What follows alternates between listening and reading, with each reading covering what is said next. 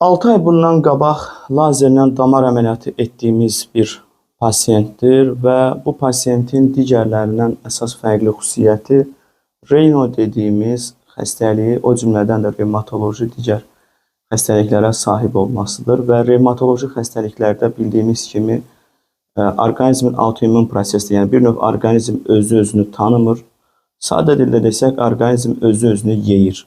Bu müxtəlif orqan səviyyəsində də ola bilər, oynaq səviyyəsində də ola bilər və s. Bunlardan əsas bir problem də bu pasientlərdə tez-tez ayaqlarda, əllərdə, barmaq ucunda olan yaralardır və çox kiçik bir zədələnmədən böyük bir qangreniyaya qədər fəsadlaşa bilir. Və bu xəstələrdə varikoz damar xəstəliyi olduqda damar corabı geyinmək ciddi bir problemdir. Ona görə ki, damar corabının özünün bir sıxıcı təsiri var.